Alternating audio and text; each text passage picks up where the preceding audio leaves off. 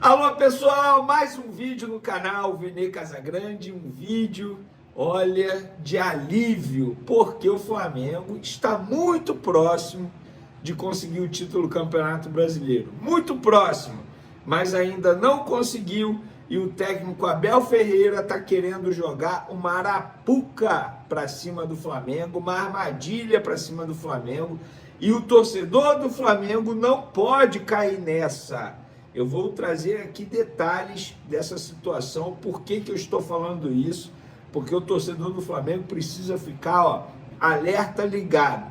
Eu tenho certeza que o Felipe Luiz está com alerta ligado, mas estou vendo muito torcedor e até mesmo gente da mídia caindo nessa armadilha do técnico Abel Ferreira. Técnico esse que será o adversário do Flamengo daqui a menos de uma semana na final da Libertadores. Então, cuidado, torcedor rubro-negro.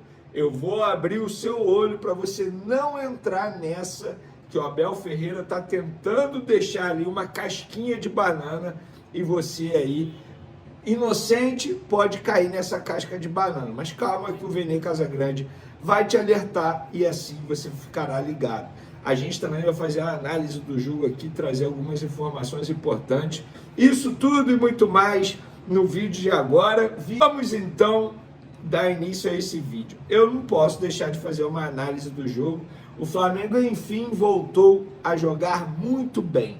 Fazia tempo que o Flamengo não jogava bem, por uma série de motivos. Desfalques, desgaste físico, Felipe Luiz errando escalação, jogador não performando bem, por vários motivos. Mas a última grande partida do Flamengo havia sido contra o Palmeiras. De lá para cá o Flamengo oscilou bastante, jogou mal, ganhou, mas ganhou jogando mal e não estava convencendo, estava tendo uma queda de rendimento. Mas, diante do Red Bull Bragantino, a gente pôde ver o Flamengo que todo torcedor gosta de assistir. Um Flamengo com um plano de jogo muito bom, jogadores performando muito bem, até mesmo jogadores que não vinham jogando, entraram e acabaram correspondendo às expectativas. Um Cebolinha jogando muita bola, o Bruno Henrique entrando no segundo tempo. Quem para mim não foi bem no primeiro tempo foi o Gonzalo Plata. Parece que o Gonzalo Plata está com a cabeça em outro lugar. De fato, ele não vem jogando bem, além de ter dado mole em expulsões bobas, inclusive foi punido por conta disso. E ontem, no primeiro tempo, ele não fez um bom jogo, muito pelo contrário. Deu lugar a Bruno Henrique, que fez uma grande partida, inclusive, gente, Bruno Henrique, depois que a situação dele foi definida fora das quatro linhas, que ele, entre aspas, foi absolvido, porque ele não foi absolvido pelo STJD, né? Ele foi punido, mas a punição que ele recebeu foi uma multa, dentro ali do código que ele acabou sendo punido. E ele voltou a jogar muito bem, por quê? Tá mais leve. Ele é ser humano, ele não é uma máquina. Qualquer pessoa que, depois que resolve um problema, que tira aquele peso das costas, é óbvio que vai render muito mais em todos os setores da vida, não só na sua profissão. Mas, para mim, quem é a melhor notícia do Flamengo nos últimos jogos é Everton Cebolinha. Inclusive, se a final da Libertadores fosse hoje, é daqui a 6 dias, eu sei, o Cebolinha tem que ser titular. Hoje ele é o melhor jogador da posição. Quando eu falo da posição, não é do ataque, é da ponta esquerda. Ele está jogando melhor que o Samuel Lino, ele está mais confiante, ele está fazendo jogada de velocidade. Ontem, por exemplo, contra o Red Bull Bragantino, toda hora ele pegava na bola, era uma marcação dobrada em cima dele, ou seja, o companheiro fica com mais espaço. O Cebolinha, para mim, hoje ele é titular, gente. E assim, ele voltou muito bem da lesão dele. E tem algo também que eu estava olhando aqui, o Cebolinha tem 34 jogos na temporada. É menos da metade que vários jogadores que estão jogando com a camisa do Flamengo. Tem o ônus e o bônus quando ele se machuca muito. O bônus ele tá fisicamente, ele tá assim, bem. Ele não está tão cansado, tal como os outros jogadores que vêm jogando uma série de jogos. A questão é ritmo de jogo. E ritmo de jogo ele está tendo. Ele está merecendo se titular na equipe do Felipe Luiz. Para mim, Hoje ele é titular e o Samuel Lino é reserva, não sei qual é a opinião de vocês. Outro jogador que faz uma diferença absurda, Jorginho.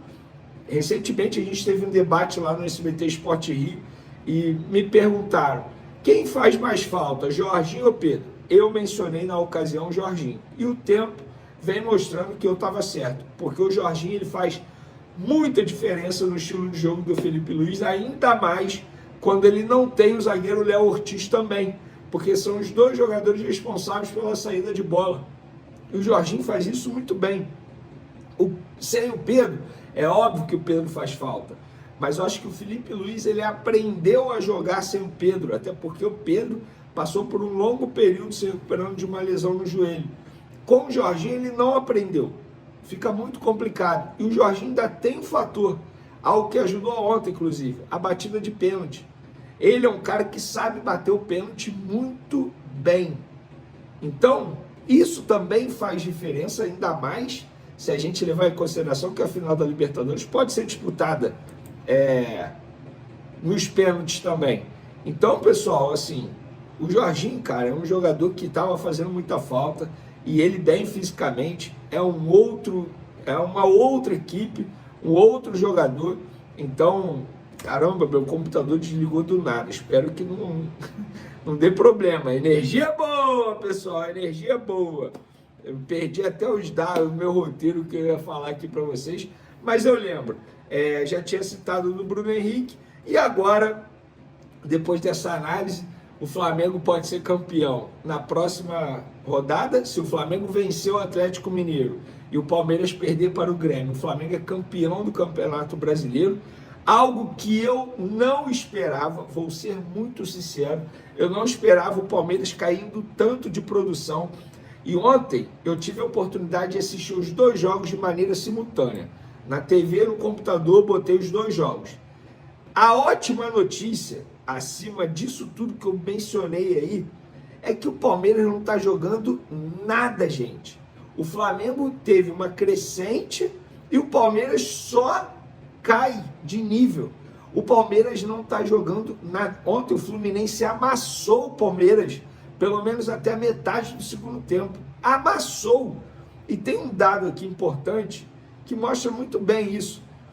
Gente, o Palmeiras tentou 36 cruzamentos contra o Fluminense. Nos últimos 3 jogos foram 96 cruzamentos e apenas um gol.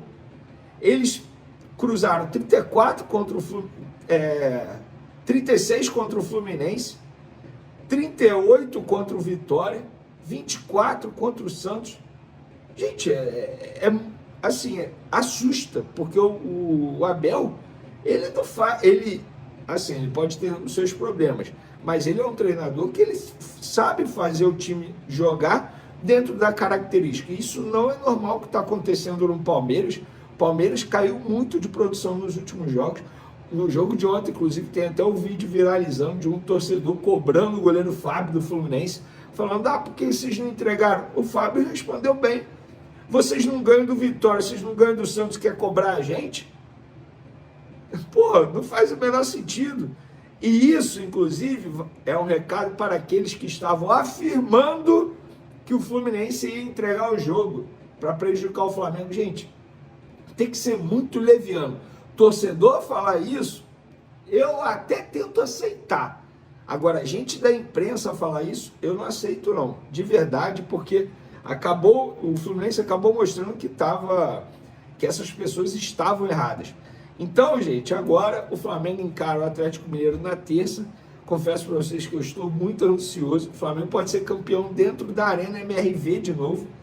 Lembrando que o Flamengo é o único campeão dentro da Arena MRV, que foi da Copa do Brasil.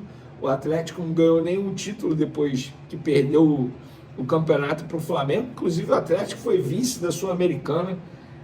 Muita gente acha que agora vai vir para cima do Flamengo. E tem gente também que acha que o Flamengo tem que ir com força máxima contra o Atlético para vencer e quem sabe já viajar para Lima campeão do Campeonato Brasileiro. Eu penso diferente.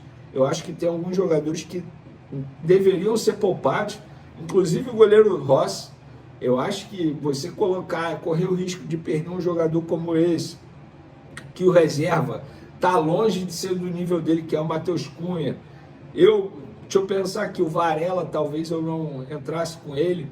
O Léo Ortiz tem que pensar porque é uma grama sintética e é um jogador que não vem jogando, está com questão de tornozelo. Será que vale a pena colocar? O Léo Pereira eu pouparia.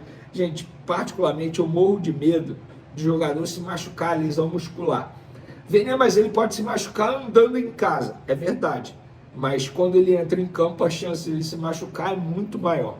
Então eu pouparia contra o Atlético Mineiro, porque eu até acho que o Palmeiras vai poupar contra o Grêmio também. Então o Flamengo está muito bem, obrigado, no Campeonato Brasileiro. Mas lembrando, gente, a final de sábado, tudo que está acontecendo no Campeonato Brasileiro não vai interferir em nada, na minha opinião. Não tem favorito.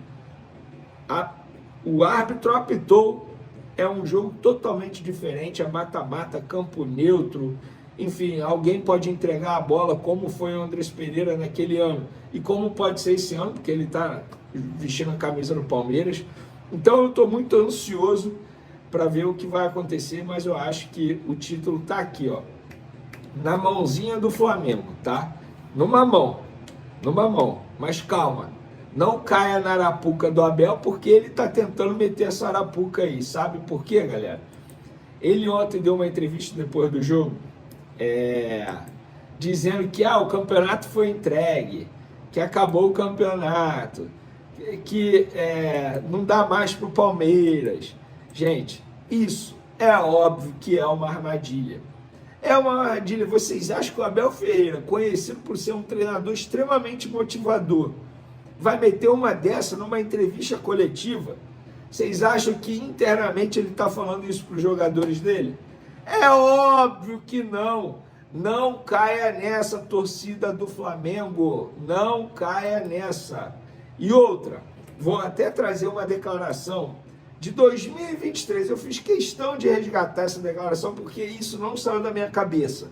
O auxiliar do Abel Ferreira, João Martins, falando como foi a estratégia para pressionar o Botafogo em 2023. Na época, o Botafogo cometeu uma das piores pipocadas, uma das maiores pipocadas do futebol brasileiro. E ele disse o seguinte: foi engraçado porque quando a distância abriu muito, o Abel começou a passar o discurso: vou dar-nos como fora do título, só para tentar que o Botafogo comece a sentir mais pressão de ser líder. Sempre que me perguntarem, eu vou dizer que o Botafogo é o grande candidato, que o Botafogo tem tudo para ganhar, que o Botafogo só depende dele. Porque sabíamos bem o que nos custou no ano passado sermos consistentes. É preciso saber estar na frente, lidar com a pressão, saber lidar com a visibilidade, com essas coisas todas de quem ganha. Sabíamos que era um clube que não ganha há muitos anos. A verdade é que estava com tudo para ganhar e com grande distância.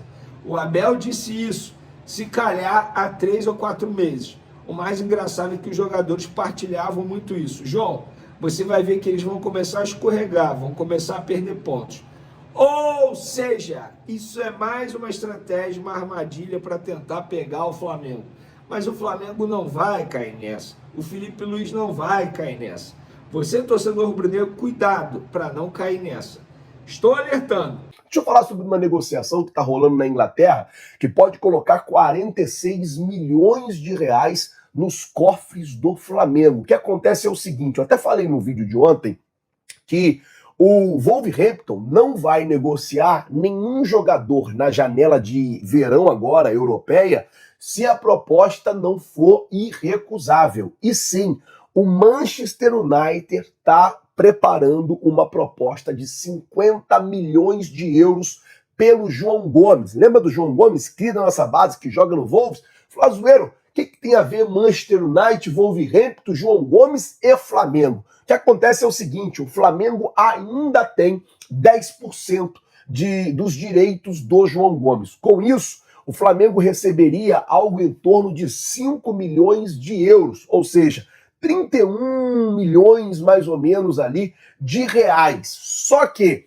pelo mecanismo de solidariedade da FIFA, o Flamengo, além desses 31 milhões, receberia mais 15 milhões de reais, totalizando 46 milhões de reais, entrando praticamente de surpresa nos cofres do Mengão, caso essa negociação ela seja concluída. A ideia do Manchester United é contratar o João Gomes até para ele poder fazer uma espécie de estágio ali com o Casemiro, e depois que o Casemiro for perdendo mais espaço, obviamente o Casemiro já não é mais um garoto, que o João Gomes vá gradativamente assumindo o lugar dele. Essa é a ideia dos ingleses, essa é a ideia que eles têm aí para com o ex-cria do Mengão, não, cria, né? Para o cria do Mengão, que agora está brilhando lá na Inglaterra. Por outro lado, o Wolverhampton não vai facilitar nenhuma negociação, até falei isso ontem no vídeo da tarde que eu falava sobre o John Arias, no vídeo de manhã que eu falava sobre o John Arias. Então,